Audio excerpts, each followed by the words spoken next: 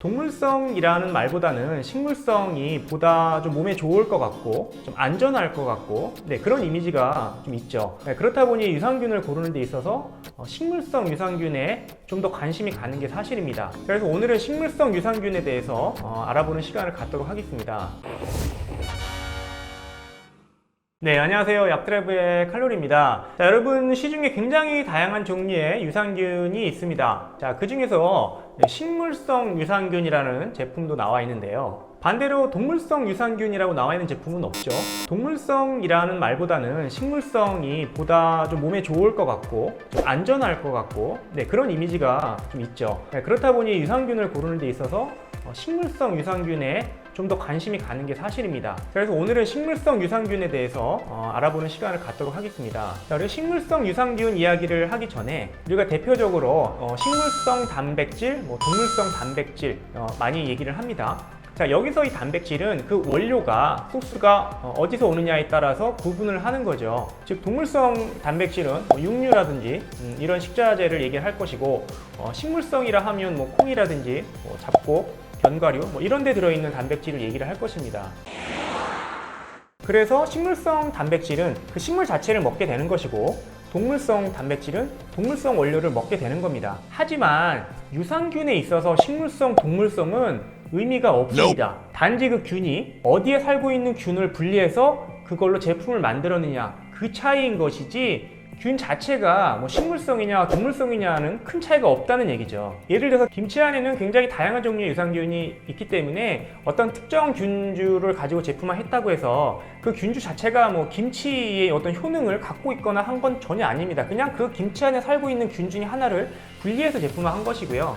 동물성 유산균 같은 경우도 물론 동물성 유산균이라는 말은 안 씁니다. 그 어휘 자체가 거부감이 있기 때문에 안 쓰는데, 예로 모유 같은 게 있겠죠. 모유는 이제 동물성 원료니까 그 모유에서 추출해서 균을 만들면 동물성 유산균이 되는 겁니다. 그래서 채식을 하시는 분들 중에서도 굳이 식물성 유산균을 고집하실 필요는 없습니다. 그냥 그 균주가 식물에 살고 있었던 것이지, 그 균주가 식물이 갖고 있는 어떤 그런 특성을 갖고 있는 것도 아니고요. 동물성 원료에서 분리를 했다고 해서 동물이 갖고 있는 어떤 그런 특징을 갖고 있는 것도 아닙니다. 그냥 미생물, 균주이기 때문에 이게 식물이든 동물이든 차이가 없다는 것이죠. 오히려 그 제품을 만드는 캡슐이라든지 이런 것들이 젤라틴으로 만드느냐, 아니 정제로 만드느냐, 파우더로 만드느냐, 그런 부분에서 고민을 하시면 하셨지, 그 균주 자체가 식물성이냐 동물성이냐는 중요하지 않다는 겁니다. 그런 부분은 전혀 신경 쓰지 않고 구매를 하셔도 된다는 얘기고요. 또한 식물성 유산균은 동물성 유산균에 비해서 담즙이나 위산에 더 강하고 정착이 더 잘 되고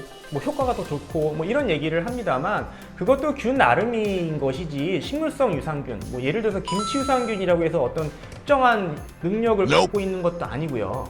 동물성 유산균이라고 해서 또 어떤 특정한 기능을 갖고 있는 것도 아닙니다. 그냥 다 똑같은 유산균이라고 보시면 되겠고, 물론 그 유산균 각각 동물성이든 식물성이든 그 원료에 상관없이 특별히 위산에 좀 강하거나 특별히 좀 담즙에 강하거나 특별히 좀 정착이 잘 되거나 그런 균주들이 있는 것이고, 이런 것들은 실험을 통해서 선별을 해 나가서 우리가 제품화하는 것이지, 그냥 균주마다 각각 좀 다른 특성을 갖고 있다라고 보시면 되겠고요.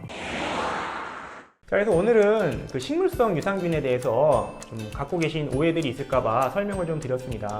저도 최근에 광고나 이런 매체를 통해서 접하다 보니까 식물성 유산균이라는 문구를 좀 자주 접하게 돼서 혹시나 이런 걸로 인해서 좀 오해를 하시는 분들이 있을 것 같고요. 실제로 약국에서 오셨을 때 식물성 유산균에 대해서 상담을 하시는 분들도 꽤나 있더라고요. 그래서 오늘은 식물성 유산균에 대해서 좀 설명을 드렸고, 식물성이냐 동물성이냐는 그 균주가 그냥 단지 어디에 살고 있었느냐 의 차이지, 그 원료로부터 오는 차이점으로 인해서 균주가 굉장히 어떤 다른 좋은 기능, 다른 기능을 갖고 있는 건 아니라는 점을 오늘 좀 말씀을 드리고 싶었고요. 그래서 유산균 제품, 프로바이오틱스 제품을 고르실 때 식물성 유산균이라는 말에 너무 현혹돼서 고르실 필요는 없겠고요.